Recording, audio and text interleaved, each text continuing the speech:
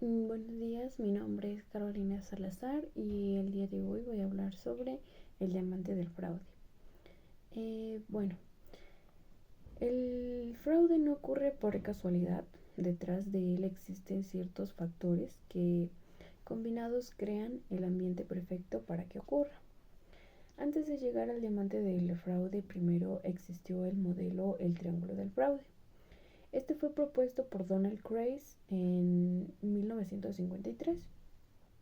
Este triángulo planeaba que el fraude se produce por la combinación de tres elementos, que eran la presión, la oportunidad y la racionalización. Sin embargo, con el tiempo, los investigadores Wolf y Emerson en 2004 consideraron que hacía falta un cuarto elemento para entender mejor la conducta del defraudador, que era la capacidad. Ahora, ¿qué es el diamante del fraude?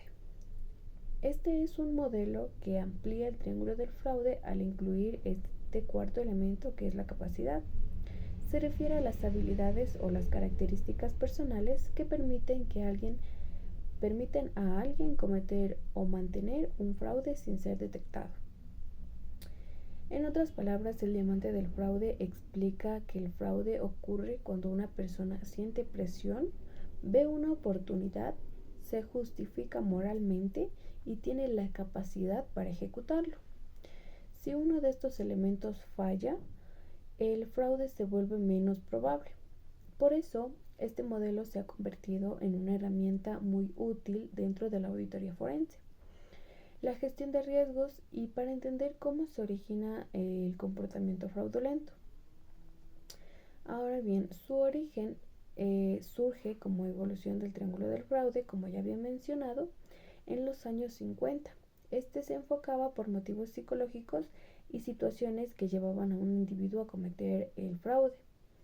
En 2004, Wolf y Emerson lo actualizaron desde su visión más práctica y organizacional.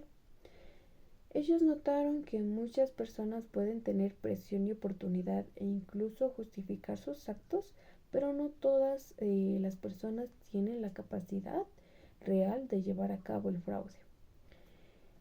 Por ejemplo, no cualquiera puede manipular registros contables o vulnerar un sistema informático.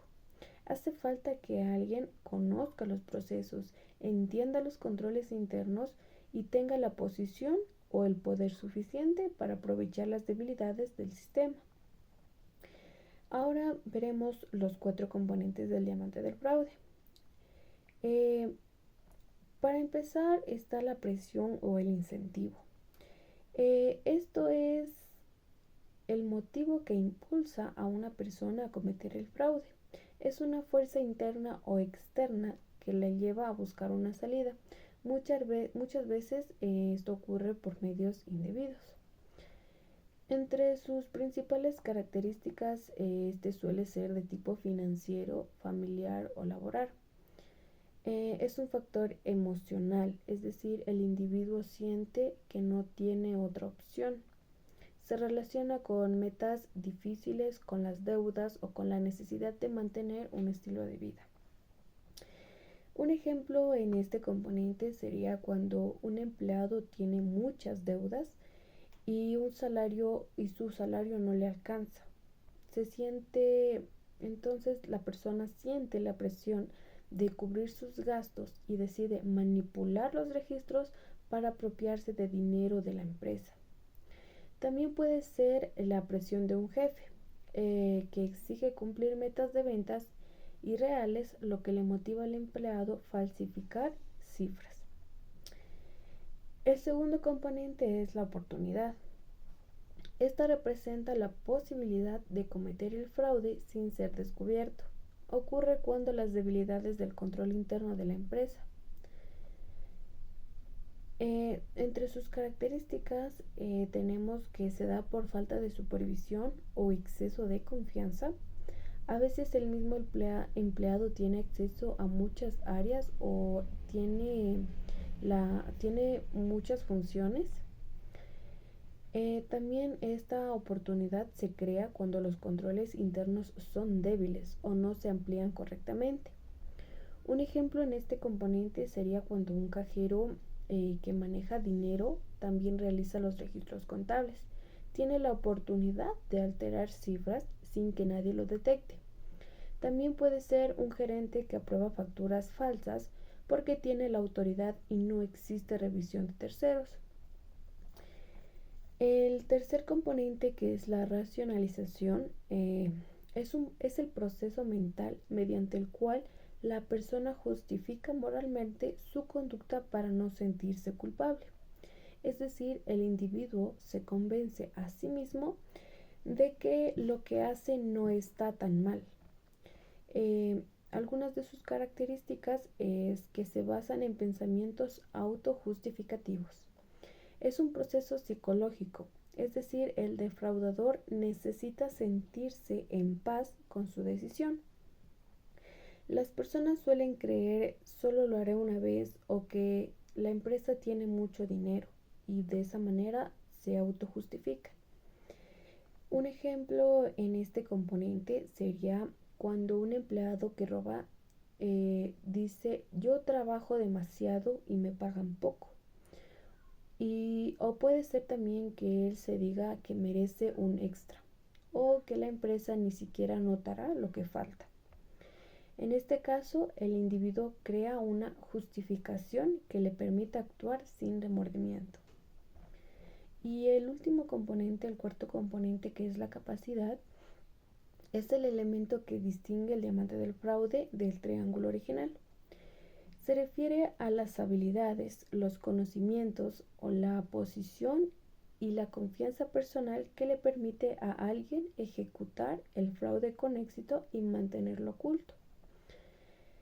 Algunas características de este componente son que el individuo tiene habilidades, técnicas o conocimientos del sistema. También puede ser que ocupa un cargo con autoridad o acceso privilegiado. Puede ser una persona inteligente, manipuladora y capaz de mantener el secreto. Un ejemplo en este componente sería cuando un contador con amplios conocimientos del sistema financiero podría alterar balances sin que los demás lo noten. O un jefe de sistemas que puede manipular la base de datos para borrar evidencias de transferencias ilegales. Como una pequeña conclusión, sin la capacidad, el fraude difícilmente se concreta.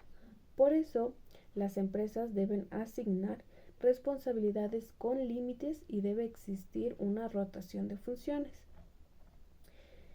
El modelo del diamante del fraude es una herramienta clave para los auditores forenses, ya que les permite identificar riesgos potenciales y comprender la conducta del defraudador desde una visión integral.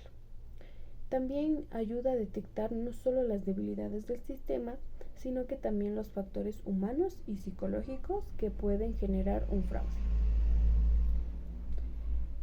Además, este modelo fomenta una cultura de ética, de transparencia y responsabilidad dentro de las organizaciones, promoviendo controles preventivos como la segregación de funciones, la revisión periódica de cuentas, la capacidad ética, los canales de denuncia anónima.